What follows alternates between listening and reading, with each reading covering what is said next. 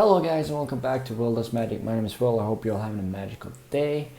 Now today I thought I'll show you a quick little sleight of hand trick, but before you guys say anything, I know we got a new setup right now.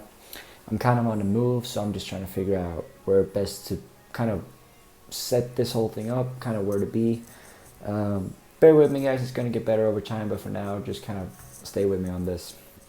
I'm sorry for the inconvenience. A couple of videos in the future might be kind of like this, but hopefully the setup and sound all works. So without further ado, today's card trick is going to be the snap change. Now for anyone who knows, the snap change is, I believe, David Blaine's original trick. Correct me if I'm wrong, but I probably could be wrong. But it's basically where you take a card and then you kind of grab it, you twist it, and then you snap chain it into another card. Now it's pretty simple to perform, so I'm going to do a quick tutorial and then and what other tricks you might want to use it. So let's get into it. Alright, so for the snap chains, I would say that you need to know how to do the double lift. Now if you don't know how to do the double lift, there's a tutorial on my channel. I'll link it down in the description, but all you need is a double lift. Now the reason why is you're going to have one card that's face up and you're going to have a second card that is face down. Now preferably these will both be at the top of the deck, and then you're going to use the double lift to get those both off the deck. Now in this position, you're going to grab the card with your thumb and long finger, holding those two corners, and then you're going to grab the other hand and grab the other two corners with your thumb and long finger. Now what's going to happen is that you're going to put pressure down on these corners while kind of pulling the card up with these two fingers, which creates kind of an arc on the cards. So when you snap change it, so when you release these cards or these fingers from the cards, it's going to rotate. Now you're going to have to get a feel for how kind of hard you're going to have to pull down to kind of get it to turn. But after a couple of tries, you'll definitely get a feel for it and kind of know exactly how much force you got to put on those. Now there's one way to perform it. The other way is the same setup. You got a card face up, a card face down.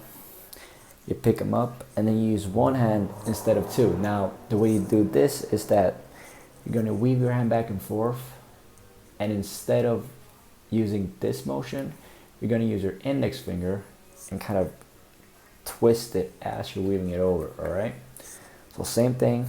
Thumb, long finger, grabbing it, weaving back and forth. Use your index to turn that card at the same time and switch it. So one more time, a bit quicker, got the card, weaving it, turned over. Now those are probably the two best ways to use it and the ways I will use it, and now I'll show you a couple ways that you can use it in a performance. Alright, so let's say you're supposed to perform a trick, so the spectator shows the card. Let's say they shows the ace of diamonds. You've done a top control, so now it's at the top, and then you simply say, alright, I'm going to find your card really simple, and I believe that this right here is your card. Now they're going to look at it and say, alright, that was the four of hearts. Was that your card? No. You put it back on top, you do a double lift, and you say, alright, watch this. I'm going to take the four and just 1, 2, 3. That card is going to turn into your selected card. Now that is one way of doing it. You can also do it the same way I did. So let's say you top controlled their card again, and then they get to pick a card.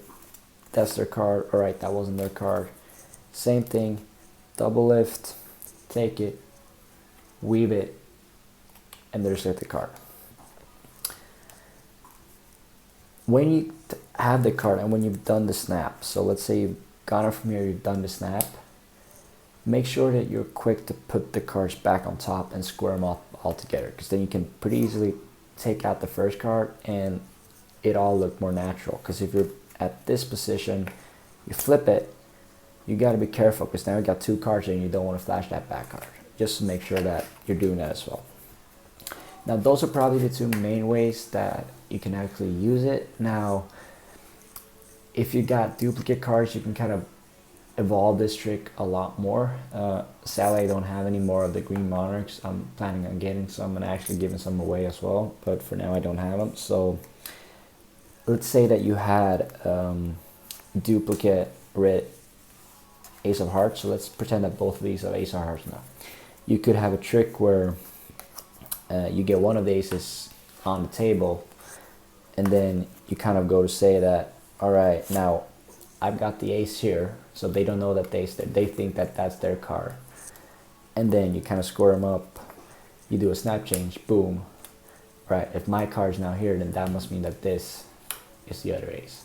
And there's a lot of different variations you can do about this, but for now, we're gonna leave it at that. It was a quick, short little sleight of hand tutorial. If you liked it, please leave a like on the video, subscribe if you wanna see more, and comment on what you wanna see next. Well, without further ado, guys, I hope you're all having a magical Monday, and I'll see you next time. Bye.